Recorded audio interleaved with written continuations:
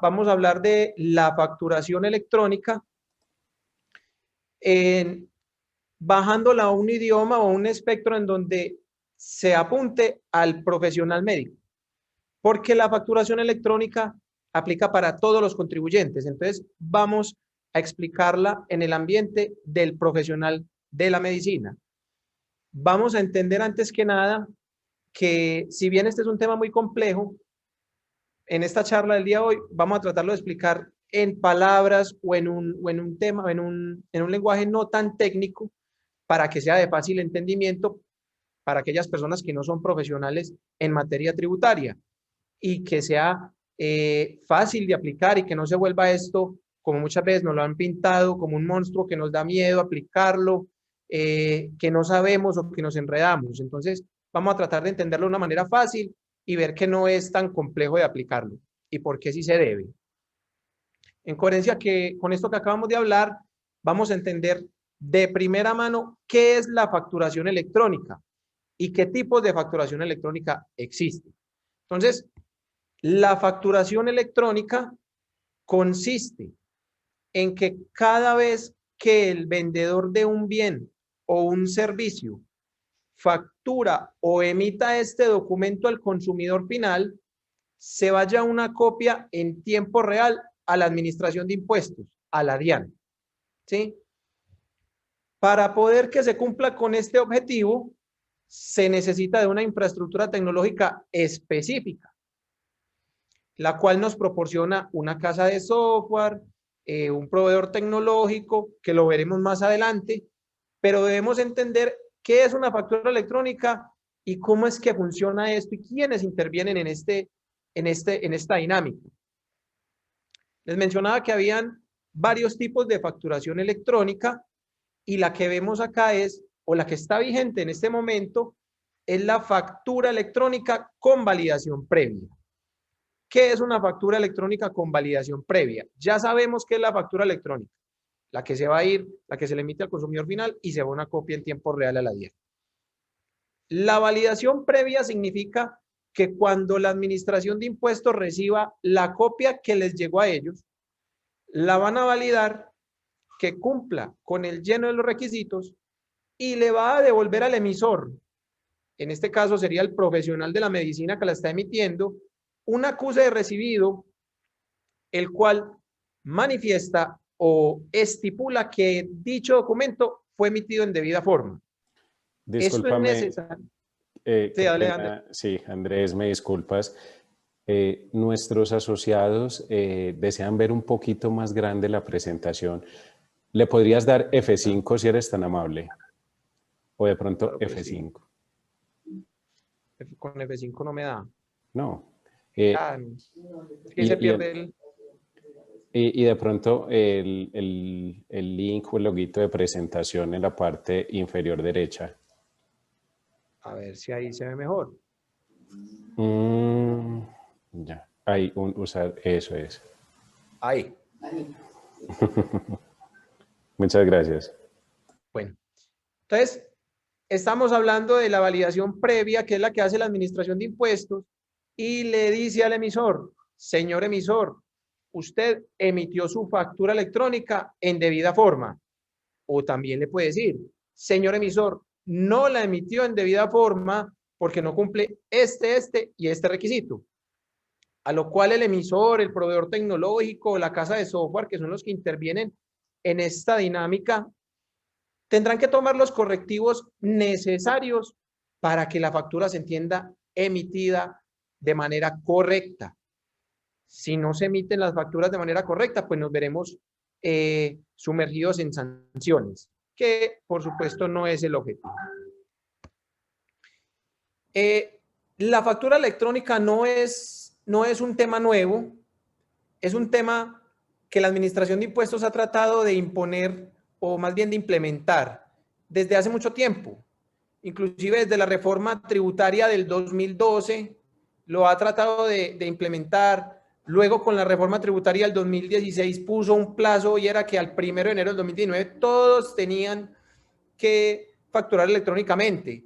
Ahorita vamos a ver quiénes son los que deben facturar electrónicamente y qué deben cumplir. pero estos plazos se han venido ampliando, han tenido todo este tema de flexibilizaciones, porque ha sido un tema muy complejo la infraestructura tecnológica.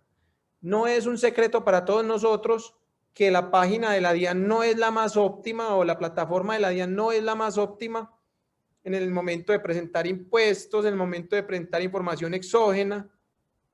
Entonces, implementar un tema de facturación electrónica en donde se va a ir en tiempo real una copia a la DIAN en un minuto, en un segundo, en 10 segundos, ¿cuántas facturas electrónicas se hacen a nivel nacional al tiempo? Entonces, es un tema de infraestructura tecnológica complejo que la Administración de Impuestos, por supuesto, ha venido mejorando y vemos que ya hay unos plazos perentorios para implementarlos de acuerdo a unos calendarios que vamos a ver más adelante y que vencen todos el 1 de noviembre del 2020. Teniendo claro qué es la factura electrónica, en qué consiste la modalidad de validación previa, es importante conocer qué es lo que busca la administración cuando nos dice a todos los contribuyentes, vamos a implementar la facturación electrónica. La administración lo que busca con esto es tener un espectro de los ingresos del contribuyente antes de la presentación de sus declaraciones, por supuesto. Dado que los contribuyentes deben presentar las declaraciones de renta, IVA, Impuesto Nacional al Consumo, y lo que busca la administración es decirle al contribuyente, vea, dígame la verdad o declare la totalidad de sus ingresos porque ya yo tengo conocimiento de los mismos. También lo que busca es la trazabilidad de las operaciones, mitigando con esto la evasión, la elusión de impuestos. Y también algo que por esta época, claro que ya pasaron los vencimientos, pero que ha estado pues como muy de moda el lenguaje y es la declaración de renta o la declaración sugerida. Esta declaración es la que le aparece al contribuyente en la plataforma de la DIAN y es donde la DIAN le dice al contribuyente, vea, yo le voy a ahorrar a usted un tiempito y le voy a mostrar sus ingresos, le voy a mostrar sus deducciones, porque ya terceros me han reportado información suya, yo ya tengo conocimiento de parte de su información. Entonces, ojo con lo que me va a declarar y vea, yo aprovecho y le muestro. Ya con este tema de facturación electrónica, pues va a tener un espectro muy amplio de los ingresos del contribuyente. Otro objetivo que persigue la Administración de Impuestos con la facturación electrónica es la devolución de saldos a favor de manera automática. Esto suena muy utópico y quizás atractivo, pero no es tan fácil, porque se tienen que soportar bajo el mecanismo de facturación electrónica el 85% como mínimo de las operaciones del contribuyente. Es decir, hay que decirle a la DIAN o demostrarle a la DIAN para que me devuelva ese saldito a favor que yo tengo allá de manera automática, es decir, sin tramitología adicional o desgaste adicional, de que yo le compré o que todos mis costos y gastos se los compré a facturadores electrónicos. Esto está pendiente pues de implementación por parte de la Administración de Impuestos. No he visto la primera devolución de manera automática y esto ya está implementado desde el 2018, cuando entró por allá la reforma tributaria de la ley de financiamiento. La última fue la ley de crecimiento económico, cuando entró por allá la ley de financiamiento, introdujeron esto en la normatividad vigente y no he visto la primera. Volvemos a lo mismo, pueden ser temas de infraestructura tecnológica que obviamente a la administración tributaria aún le falta por mejorar. Finalmente, lo que busca también es la procedencia de costos, deducciones e impuestos descontables. Más adelante vamos a hacer énfasis en este punto, pero lo que busca la administración tributaria es exigirle a todos los consumidores que le compren, o más bien que adquieran bienes y servicios de facturadores electrónicos, únicamente para que puedan llevar todas esas deducciones, todos esos costos y gastos a la declaración de renta y que sean aceptados. Vamos a ver más adelante que de no ser así, la administración tributaria desconocerá un porcentaje de los mismos, dependiendo del año en que nos encontremos declarando. Miremos quiénes están obligados a facturar electrónicamente. Están obligados a facturar electrónicamente primeramente los responsables del IVA, los responsables del Impuesto Nacional al Consumo, las personas que opten por hacerlo de manera voluntaria, los contribuyentes inscritos en el régimen simple de tributación, y ese numeral quinto menciona profesionales, comerciantes, ganaderos, agricultores y los demás. Entonces, cuando uno mira la normatividad vigente en tema de facturación, y cuando me refiero a tema de facturación estoy hablando de la electrónica y estoy hablando de todo aquel documento equivalente que no tiene que ser factura electrónica, como el tiquete POS, como los tiquetes de cine, como los tiquetes aéreos, están contenidos, o su piso jurídico, su normatividad, es la resolución 42 del 5 de mayo del 2020. Es nueva, entró en plena pandemia esta resolución. Entonces, cuando nos dicen quiénes son los obligados a facturar, en estos 5 numerales vemos a todo el mundo. Todo el mundo está ahí. Responsables de IVA, responsables de impuesto al consumo, los voluntarios y los demás, porque así dicen, y los demás. ¿Quiénes son los demás? Todo el mundo. Esto nos lleva a inferir que no necesariamente uno tiene que ser responsable de IVA para estar obligado a facturar. No necesariamente hay que ser responsable de IVA para estar obligado a facturar. Hay que cumplir unos topes que ya lo vamos a ver. Porque pueden haber no responsables de IVA, como aquellas personas que presten servicios excluidos, para nuestro caso de interés el profesional médico, que no es responsable de IVA, pero de acuerdo a su nivel de ingresos está obligado a facturar. Lo vamos a ver más adelante. Entonces, como sabemos que todo el mundo está obligado a facturar, por regla general, la invitación por parte pues, de la firma Sierra Asociados en todo este tema de asesoría de factura electrónica es a miremos la regla especial mejor. ¿Quiénes no están obligados a facturar? Y si vamos a ver la regla especial, la encontramos en la resolución 42, como les dije, que es la que contiene todo el piso jurídico de facturación electrónica y las demás. Y allí vamos a mirar quiénes no están obligados a facturar para determinar si yo quepo ahí. Si yo me ubico en la regla específica, no me someto a la generalidad. Pero si no cumplo con las condiciones para estar en la regla especial, pues tendré que cumplir la generalidad de las obligaciones formales, como la facturación y, por supuesto, la facturación electrónica. Entonces, hay varias reglas generales que nos dicen quiénes son los que no están obligados a facturar. Y solo me voy a enfocar en la que es de nuestro tema de interés en esta charla, que sería la del artículo 7º de la resolución 42, numeral 7. Y allí hablan de los bienes y o servicios excluidos. Los servicios médicos o del profesional médico son excluidos del IVA, por lo cual nos ubicamos en este numeral y nos dice que aquellas personas que comercialicen o presten bienes y o servicios respectivamente no gravados con el impuesto sobre las ventas o excluidos, pero que tengan ingresos superiores, mayores o iguales a 124.625.000, acá lo vemos, en el año anterior o en el año en curso, están obligados a facturar. A ver, traducción.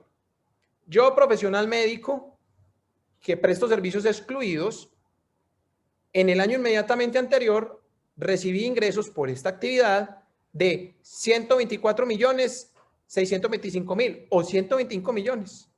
Mayores o iguales, mire que son mayores o iguales, pues ya incurro en la obligación de facturar electrónicamente a partir del año siguiente, ¿sí? Si en el 2019 yo tuve ingresos iguales o superiores a ese valor que mencionamos, en el año 2020 tengo que caminar sobre factura electrónica, tengo que implementar factura electrónica.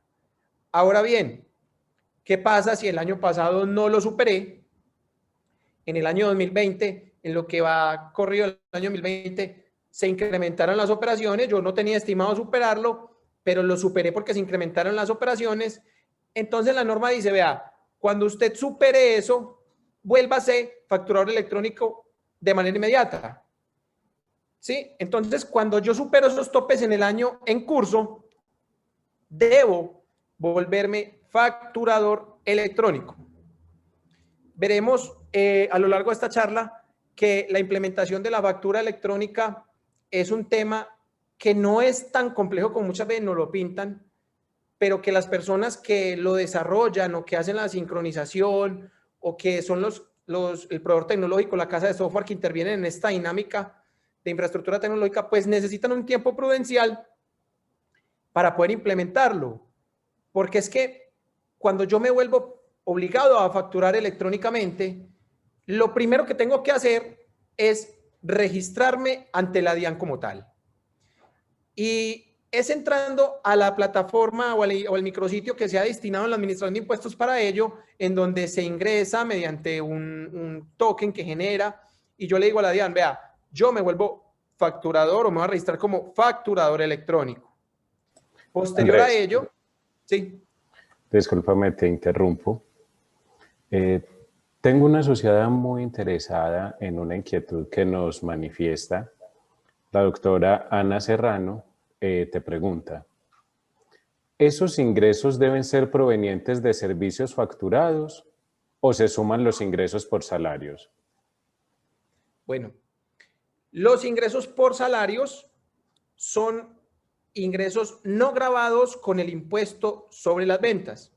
Entonces, al momento de yo definir mi obligación de responsabilidad de IVA, mi obligación de ser facturador electrónico, no entrarían los salarios a computarse junto con los excluidos o los médicos para saber si excedo el tope.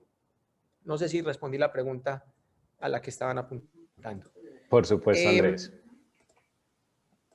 Entonces, seguimos con el tema de cómo es la implementación de la factura electrónica. Estábamos viendo que primeramente me registro en la DIAN. Segundo, escojo un proveedor tecnológico o una casa de software que en los casos que hemos tenido nos ha apoyado en este tema la doctora Ana Cristina junto con su aliado Domina, quienes son los proveedores tecnológicos y la casa de software.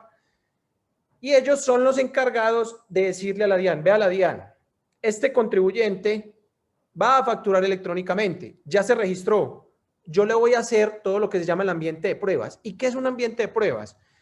El proveedor tecnológico empieza a emitir una nota débito, una nota crédito, una factura electrónica. Eso es lo que llamamos ensayos, ¿sí? Empieza a hacer ensayos para determinar si se ha sincronizado o se ha enlazado bien el contribuyente con la plataforma de la DIAN.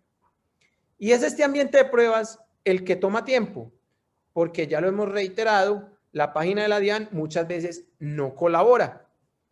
Entonces, la recomendación a todas estas personas que están pensando en convertirse o que ya, de acuerdo a lo que hemos explicado pues hasta este momento, dicen, hombre, yo tengo que facturar electrónicamente, la recomendación es hacerlo lo más pronto posible, porque el ambiente de pruebas puede tardar tiempo y que esto no sea o no entorpezca la fecha límite de acuerdo a los calendarios que vamos a ver para facturar electrónicamente y que se vean inmersos en sanciones. Entonces es mejor hacer las cosas a tiempo.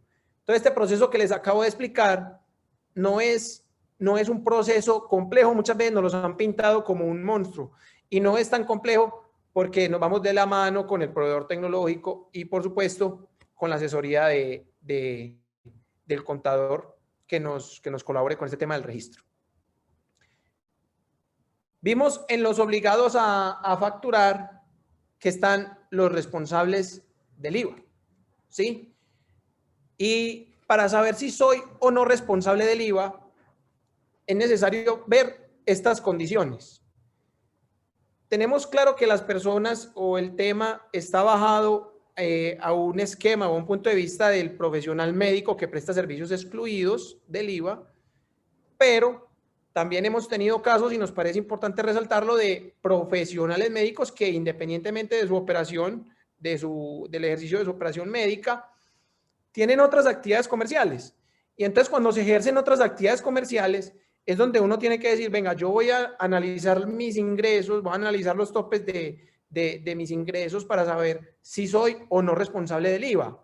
Porque si yo tomo los ingresos de la operación médica y tomo los otros, pues podemos volvernos responsables de IVA incluso siendo o prestando servicios excluidos como los médicos, reiteramos. Entonces, es el artículo 437 del Estatuto Tributario, en su parágrafo 3, que nos dice, vea, si usted quiere identificar si es o no responsable del IVA, debe examinar estas condiciones. Y con una de ellas que cumpla, se volvió responsable. Entonces, primero, tener ingresos brutos en el año anterior superiores a 124.625.000. El ingreso es el mismo que vimos ahora para aquellos que prestan servicios excluidos, que se vuelven obligados a facturar. En el Estatuto Tributario o en la normatividad tributaria vigente encontramos estos valores expresados en VTs, unidad de valor tributario, que son el equivalente a 3.500. Acá nosotros en la presentación, para hacerlo de una manera más entendible, lo transformamos a pesos para que tengamos un control más específico de los mismos. Entonces, teniendo ingresos brutos superiores a 124.625.000, pero ¿ingresos de qué? Entonces, ahí donde entramos a aclarar que estos ingresos deben ser provenientes de una actividad gravada. Y para el ejemplo que poníamos del profesional que ejerce las actividades médicas y otras actividades que puede ocurrir, pues para computar estos ingresos tendrá que tomar las otras actividades gravadas. Las actividades excluidas no entrarían a computar dentro de estos ingresos. Y ahora también preguntaron lo de los salarios tampoco computarían dentro de estos ingresos porque no son gravados con el impuesto sobre las ventas. Segunda condición, tener más de un establecimiento de comercio. Vamos a lo mismo, se ejercen actividades profesionales de la medicina y tenemos otras actividades comerciales en un establecimiento de comercio. Cuando se tiene más de un establecimiento de comercio, se incurre en la responsabilidad de IVA. Tercera condición, desarrollar actividades bajo franquicia. Cuarta condición, ser usuario aduanero. ¿Quiénes son los usuarios aduaneros? Aquellos que se encuentran en las zonas francas. Quinta condición, que celebren contratos en el año anterior superiores a 124.625.000. Miremos que es el mismo valor del literal A. Y esto lo que yo les explicaba ahora, que cuando sabemos que vamos a superar este tope de los 124 millones en el año anterior, que lo superamos, nos tenemos que volver responsables para el año siguiente. Entonces, se debe llevar un control muy riguroso, muy juicioso de esto, porque si no será la administración tributaria que venga y diga, venga, es que usted en el año anterior percibió ingresos superiores a los 124.625.000 y usted no se ha vuelto responsable del IVA. Hágame el favor, se vuelve responsable de IVA. Me presenta las declaraciones de IVA que dejó de presentar con sanción de extemporaneidad de intereses. Y lo voy a sancionar por no facturar en debida forma. Más adelante vamos a ver cuál es la sanción por no facturar en debida forma. Literal F. Estar registrado como contribuyente del régimen simple de tributación. El estar registrado como contribuyente del régimen simple de tributación de manera directa no nos vuelve responsables del IVA, pero sí marca un paso o una pauta inicial para medir los ingresos y saber de qué actividades los devengo para volverme responsable del IVA.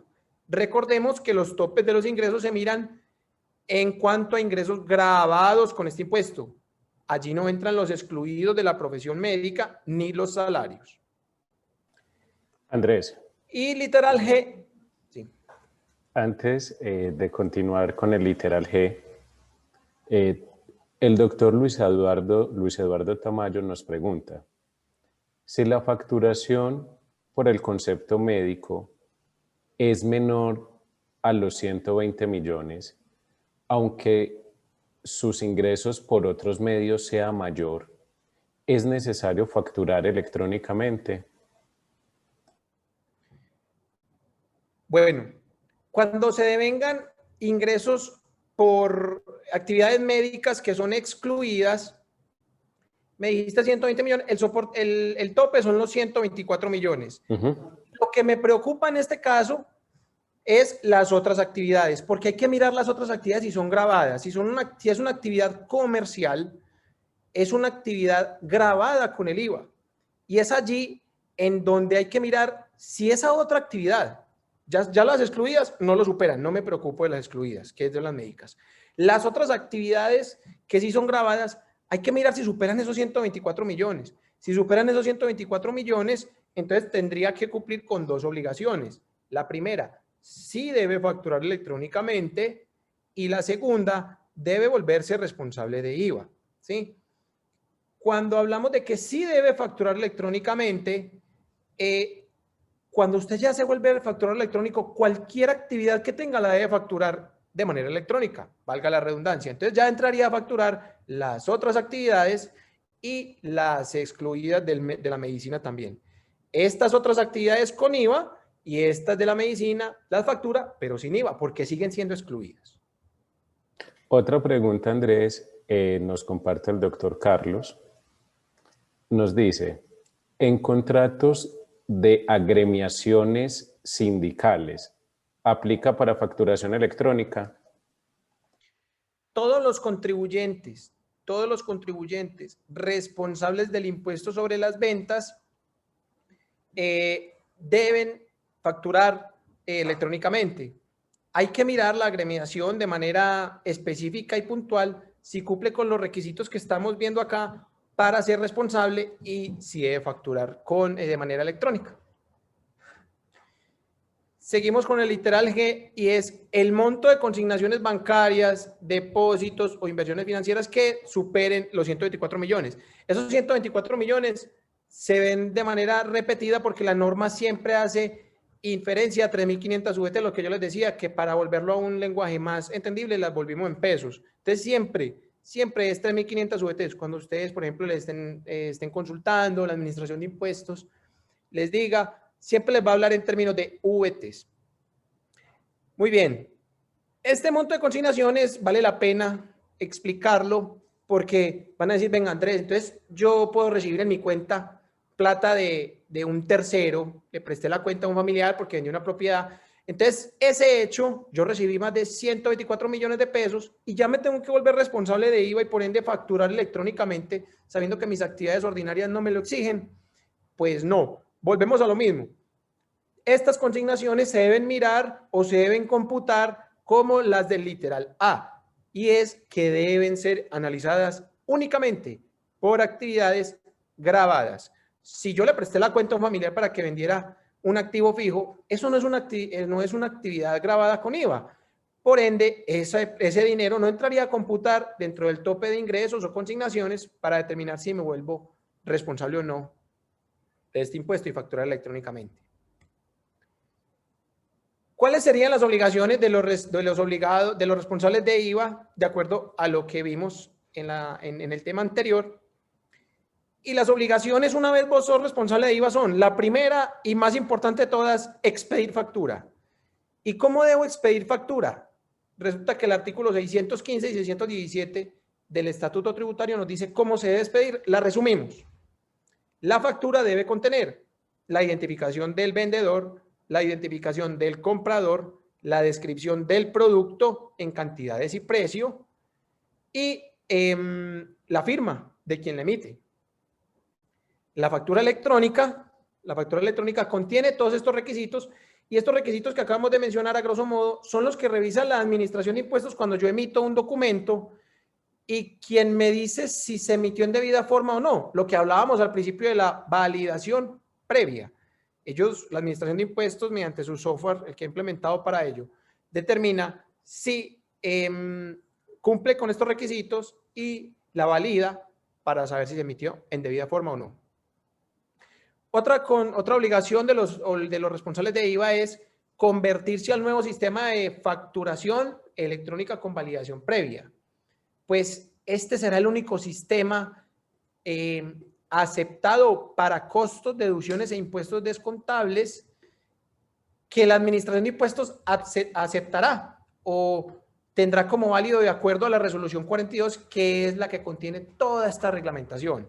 Entonces, antes veíamos la facturación POS, la PLU, que son las de las cajas registradoras, veíamos la de papel, que era la de talonario, veíamos la de computador. Pues ya con esta normatividad, la DIAN dijo, vea, va a quedar vigente como factura universal la electrónica, y es la que voy a aceptar. Y otros documentos equivalentes que no es nuestro caso de interés, pero vamos a tomar como premisa de que la factura electrónica será la válida. Otra obligación de los responsables del IVA es la de declarar, por supuesto. Si ya somos responsables del IVA, se lo cobramos a los consumidores finales mediante la emisión de la factura, y ese dinero hay que reintegrárselo al Estado, al Tesoro Nacional, mediante la declaración de IVA, bien sea de periodicidad bimestral o cuatrimestral. ¿Cómo definimos la periodicidad de los responsables de IVA? Esa la definimos de acuerdo al monto de los ingresos, y es importante resaltar acá que quienes se vuelven responsables de IVA en el primer año, o sea, en el año en que se volvieron responsables, la periodicidad inicial es bimestral, independientemente del nivel de ingresos. Ya para el segundo año sí se examina el nivel de ingresos para determinar si sigue bimestral o se vuelve cuatrimestral. Y última obligación de los responsables de IVA es la de declarar renta, por supuesto.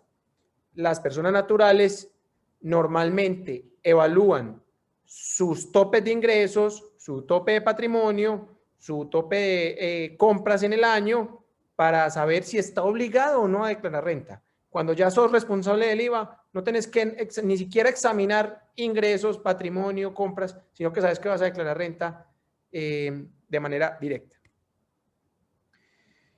Pasamos a los servicios excluidos. Entonces, hemos hablado de servicios excluidos, pero de pronto no tenemos muy claro qué significa o qué diferencia hay entre un servicio excluido, exento y gravado. Y es importante resaltarlo porque de allí se desprenden unos beneficios y unas obligaciones que deben cumplir aquellas personas que comercializan bienes y o servicios. Entonces, vamos a definir qué es un bien o servicio exento. El bien o servicio exento es aquel que tributa a la tarifa del 0%. Hasta ahí suena un poquito raro, porque si tributa la tarifa del 0%, pues entonces no tiene IVA. Los servicios excluidos son aquellos que no tributan a ninguna tarifa, y matemáticamente tendrían el mismo efecto que los exentos, no tributan a ninguna tarifa. Pero resulta que se debe examinar qué beneficios o qué obligaciones fiscales se deben cumplir. Entonces, los exentos que no tributan a ninguna tarifa son aquellas personas que se pueden llevar como descontable o se pueden descontar en su declaración de IVA, ¿sí? Todos los IVAs que pagaron en las compras. Como van a vender a un IVA cero, al momento de enfrentarlo con el IVA que tienen en compras, van a tener un exceso de IVA descontable. Al tener un exceso de IVA descontable, se va a ver reflejado en un saldo a favor que lo pueden pedir en devolución. ¿Quiénes están aquí? ¿Quiénes caben en este grupo? Los exportadores, porque pagan IVA en las materias primas, en la adquisición de productos y venden a un IVA cero. Entonces, les queda IVA a favor y lo piden. ¿Quiénes más? Los productores de bienes exentos. Hablemos de lecheros y ganaderos. Aquellos que pagan el IVA por todo el tema del ganado, les queda un IVA descontable, van a generar un saldo a favor y lo piden. Pasemos a los excluidos, que no tributan a ninguna tarifa. Y es el que nos interesa. ¿Quién está ahí? El profesional médico. El profesional médico está ahí por normatividad expresa. Que los servicios médicos no tributan a ninguna tarifa, no tienen nada que ver con el IVA, son excluidos, los excluyeron de ese grupo. Entonces, al no tener nada que ver con el IVA, en la venta tampoco tienen nada que ver con el IVA en la compra. Entonces, esta es la gran diferencia entre excluido y exento, que los IVAs que pagan quienes comercializan bienes y o servicios excluidos serán un mayor valor del costo. Nunca van a generar un exceso de IVA descontable que pudiera verse reflejado en un saldo a favor. Nunca. como si lo hacen los exentos.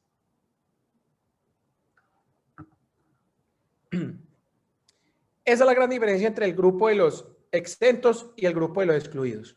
Finalmente dejamos los grabados porque es la regla general y son aquellos que tributan a la tarifa del 19 sin ningún problema. Entonces se descuentan todos estos IVA descontables que pagan en las compras y lo enfrentan con el IVA de las ventas, y en esa confrontación, pues o les da saldo a favor, que no es lo común, o les da un valor a pagar, que sí es lo común. Seguimos con los servicios excluidos del profesional médico. Y estos servicios están estipulados en el numeral 1, de primera mano, están ahí en la primera plana del artículo 476, y dice que son los servicios médicos, odontológicos, hospitalarios, clínicos y de laboratorio para la salud humana. Y aquí vale la pena hacer una salvedad, y es que en un concepto de la DIAN, se ha dicho que la salud humana se divide en 3 fases.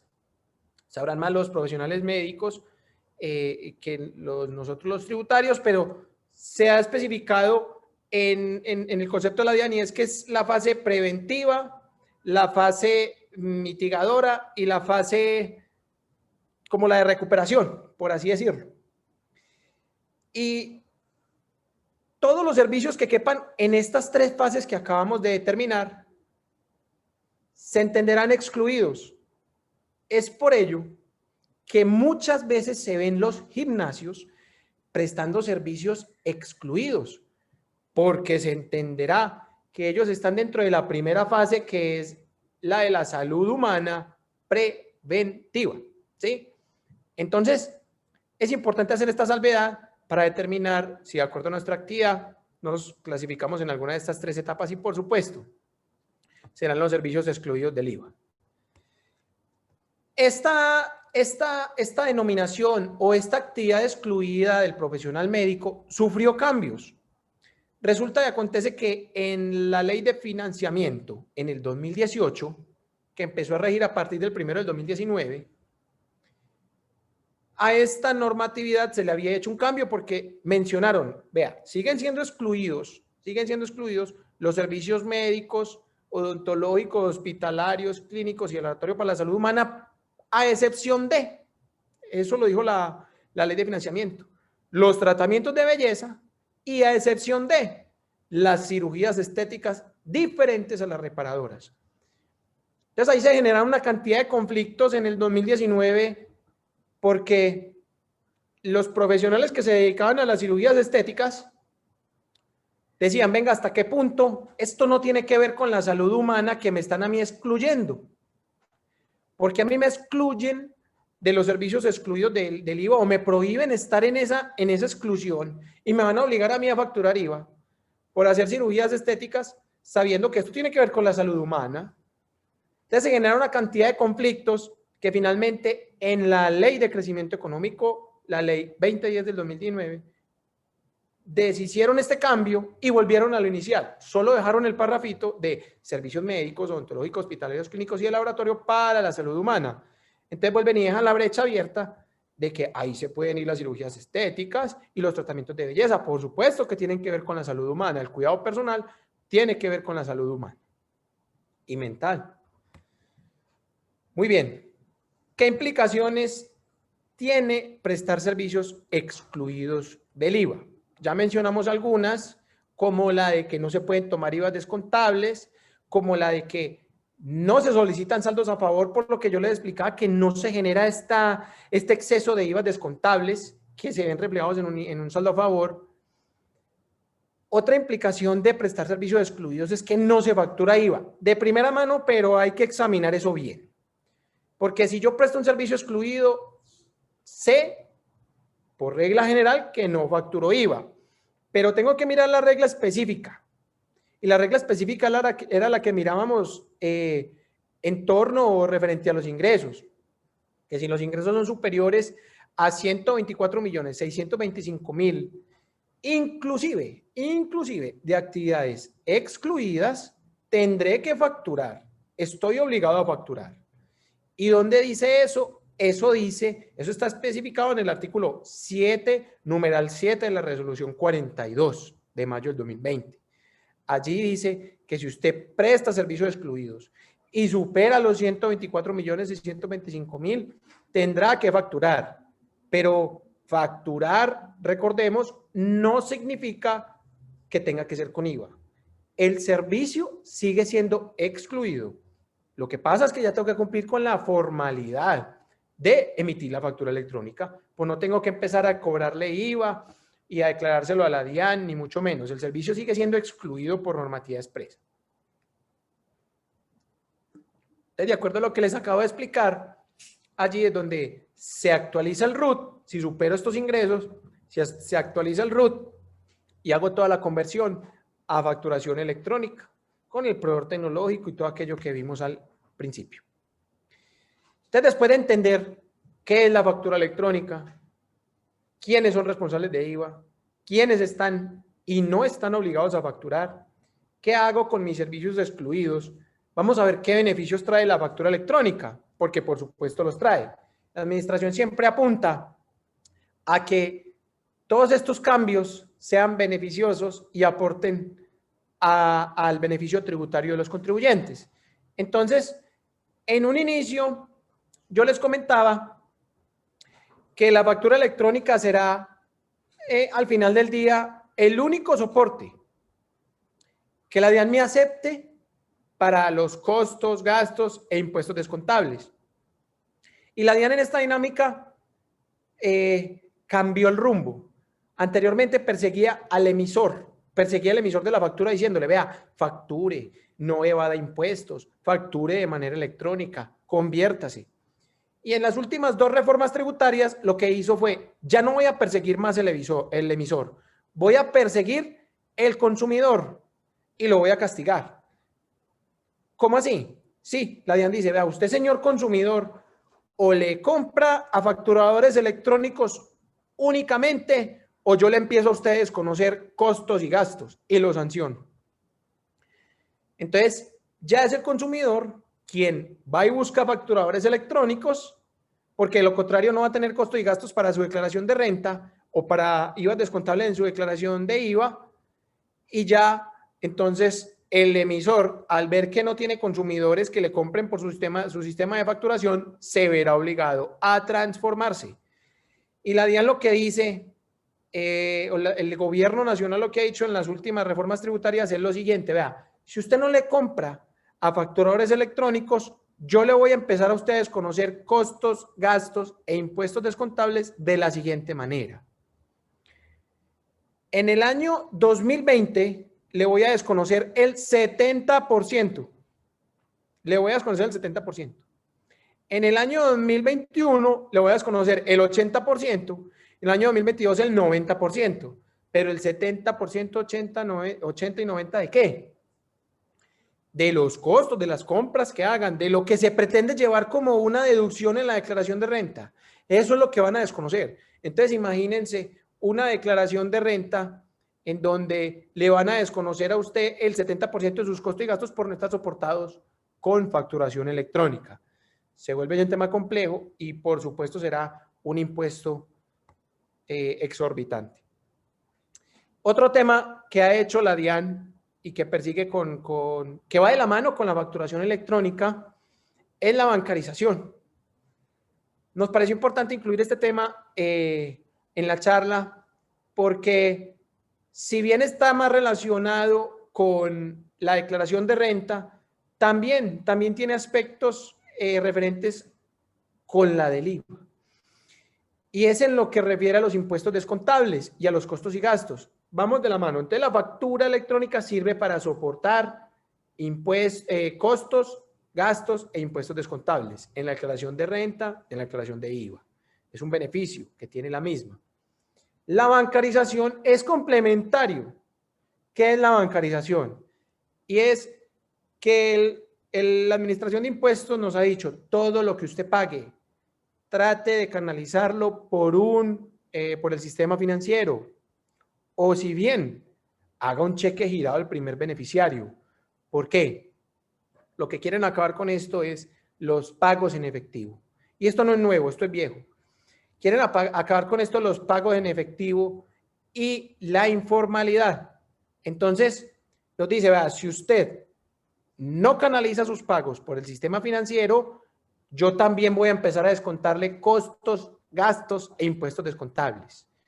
En el año 2020, el menor valor entre el 55% de lo que pago en efectivo y el 40% de los costos y deducciones totales. Traduciendo, en el año yo tuve costos y gastos por 10 millones de pesos. 10 millones de pesos, esos fueron todos mis costos y gastos. Ya. Y los pagué una parte en efectivo y otra parte por bancos. Entonces, cuando vengan a fiscalizarme, lo primero que van a decir es, demuéstreme la bancarización de esos pagos que yo le acepté como deducción en la declaración de renta. Si no se logra demostrar, la DIAN va a decir, va a coger los 10 millones y los va a multiplicar por el 40%, ¿sí? Y va a coger lo que pagó en efectivo y lo va a multiplicar por el 55%. Y el menor valor entre esas dos subtotales es lo que le va a decir, se lo voy a desconocer de la declaración de renta, es tan amable y me corrige, es tan amable y me paga más impuesto, sanción e interés. Entonces la invitación es bancaricemos. Estos porcentajes que les acabo de explicar varían en los años 2020 y 2021. Entonces la invitación es a buscar facturadores electrónicos, adquirirle a facturadores electrónicos porque si no, no nos van a aceptar los costos y gastos y a bancarizar estos pagos.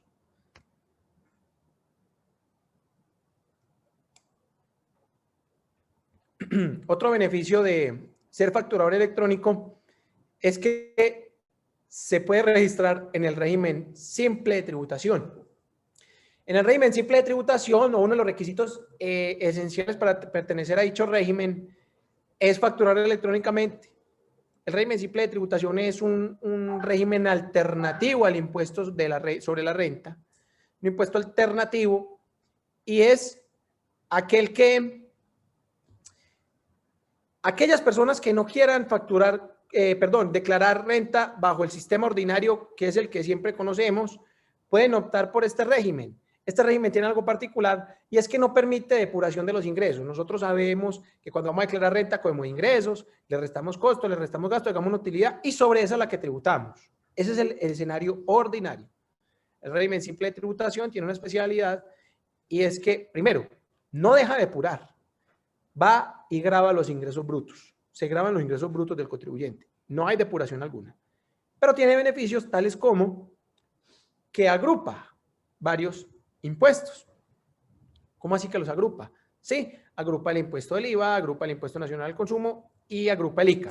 No es que se dejen de pagar o que se paguen en uno solo. No, los agrupa en la misma declaración. Pero se sigue cobrando el IVA, se sigue pagando el hipoconsumo para aquellos responsables y se sigue pagando el impuesto de industria y comercio para aquellos responsables. El beneficio de ser facturador electrónico es que puedes ingresar a este régimen, porque aquellos que no sean facturadores electrónicos y quieren ingresar a este régimen, la normatividad vigente les da un plazo máximo de 2 meses, contados a partir de la fecha en que se volvieron al régimen simple, para implementar el sistema de facturación electrónica con validación previa. Siguiente beneficio de facturar electrónicamente y son las devoluciones de saldo a favor automáticas. Les mencionaba yo que suena muy bonito, suena muy utópico, pero no he visto la primera. Y es que allí la DIAN promete que si usted factura electrónicamente y soporta sus compras en más de un 85% del total de sus compras, en más de un 85% están soportadas con facturación electrónica, la DIAN le va a devolver de manera automática sus saldos a favor en renta o en IVA. Por temas de pandemia, ese 85% lo redujeron al 25% y solo estará vigente hasta el 31 de diciembre del 2020. Otro beneficio y no menos importante de facturar electrónicamente es que se evitan sanciones por no facturar en debida forma. Aquellas personas que facturen electrónicamente se entenderá que están cumpliendo con la normatividad y las disposiciones vigentes. De lo contrario, la DIAN podrá venir al establecimiento, al consultorio, y sancionarlo por no estar facturando en debida forma, y pone un sello que dice cerrado por evasión. Lo ideal es evitar esto a toda costa, y una de las sanciones que menciona este artículo 657 por no facturar en debida forma es, aparte de ponerle el aviso, le dice, si usted no quiere que le pongamos ese aviso cerrado por evasión, entonces haga el favor y pague una sanción equivalente al 10% de los ingresos operacionales del mes anterior. 10% de los ingresos operacionales del mes anterior, si no quiere que le pongan ese aviso. Entonces son sanciones onerosas que obviamente hay que evitarlas a toda costa. Otra sanción, la sanción penal. La no facturación significa que si usted no factura, usted no, para aquellos responsables, para los que son responsables del IVA, si usted no factura, significa que usted no declaró el IVA en debida forma, no declaró todo el IVA que tenía que declarar. Y al no declarar todo ese IVA, quiere decir que no le está transfiriendo al Estado la plata que es de él. Y eso tiene una consecuencia penal. La consecuencia penal es un delito denominado omisión de agente retenedor, que va desde los 98 a los 108 meses de prisión. Plazos para adoptar el nuevo sistema de facturación electrónica con validación previa. Entonces, en la resolución 42, que es la que hemos estado hablando, el eje central de esta charla, se mencionan 3 calendarios, en donde de acuerdo a su actividad económica registrada en el RUT, tiene que convertirse o implementar la facturación electrónica. ¿Sí? Entonces, ¿cómo se leen estos calendarios? Este calendario, por ser un poquito extenso, pues me tocó dividirlo en 2 diapositivas, pero miremos acá. Lo que vamos a mirar acá en esta parte derecha, son los 2 primeros dígitos de la actividad económica principal que se tenga registrado en el RUT. ¿Sí? Entonces hay que ir a mirar el RUT. Aquellas personas profesionales que ejerzan varias actividades tienen que coger la principal y mirarla en el RUT y mirar los 2 primeros dígitos de su actividad económica principal y decir, bueno, la actividad económica mía termina en 05. Entonces yo me tengo que registrar. Recuerdan que yo les decía al principio que para implementar todo este tema de facturación electrónica, primero hay que registrarse, luego hacer el ambiente de pruebas y finalmente ya volverse facturador electrónico. Entonces, si mi actividad inicia en 05, entonces tengo que registrarme como facturador electrónico a más tardar, o tenía más bien, el 15 de mayo del 2020. Y tenía como fecha máxima para expedir la primera factura electrónica el 15 de junio del 2020. Miren, estos calendarios han sido objeto de muchas ampliaciones. Normalmente entre la fecha de registro y la fecha de la primera factura electrónica habían 3 meses. Pero como ha sido ampliado varias veces, la administración al final dijo, no, démosle un mes porque es que estamos ampliando y lo que estamos haciendo es dilatando esta obligación y lo que necesitamos es que los contribuyentes empiecen a facturar electrónicamente ya. Entonces, dejaron la misma fecha máxima de registro, 15 de mayo. Esta es la segunda parte. Esta es la segunda parte de ese calendario. Se trabaja con la misma fecha, 15 de mayo del 20. Y ya acá es donde buscamos los 2 primeros dígitos del RUT y lo que varía es la fecha máxima para emitir la factura electrónica. La fecha máxima, o sea, el plazo perentorio para aquellas actividades que no se encuentran tipificadas acá, o mejor dicho, el plazo máximo es el 1 de noviembre del 2020. El 1 de noviembre del 2020, es aquella fecha en donde no se puede dilatar más este tema de factura electrónica. Vemos algunas actividades que inician en 3 dígitos, ¿sí? Y son aquellas iniciadas única y exclusivamente en 46 y 47. ¿Qué actividades inician en 46 y 47? Normalmente son aquellas que relacionadas con comercio al por mayor y al por menor. En la resolución 42 encontramos otros dos calendarios, encontramos otros dos calendarios donde son los 2 y 3, las personas naturales obligadas a facturar, en el año anterior, ¿sí? Que sus ingresos se ubiquen entre 119 millones y 411 millones. Tienen como plazo máximo para adoptar la factura electrónica el 1 de noviembre del 2020. A ver, en el calendario número 1, en este calendario, encontramos personas jurídicas y naturales. Pero acá nos mencionan una regla especial y son aquellas personas naturales obligadas a facturar, es decir, quienes ya venían con esta obligación y que sus ingresos se ubiquen en estos dos rangos, 119.945.000 y 411.240.000. Fecha máxima para todos, 1 de noviembre del 2020. Finalmente, nos hablan de los nuevos sujetos, aquellas personas naturales que inicien en la vida comercial y aquellas empresas nuevas que se creen desde su creación. Tienen 2 meses a partir de la fecha en que se adquiere dicha obligación para adoptar el sistema de facturación electrónica con validación previa. Muy bien, estos son los temas principales que se abordaron en la charla. Dudas, inquietudes. De todas formas, por aquí vemos una inquietud que nos presenta la doctora Olga y el doctor Rodolfo, la cual entonces te voy a compartir. La doctora Olga nos informa, ¿se debe facturar con el solo hecho de firmar un contrato por valor superior a los 3.500 VT, así no se haya ejecutado ese valor y no se tenga este ingreso? Muy bien. En materia tributaria hay un principio que dice que prevalece lo real sobre lo formal.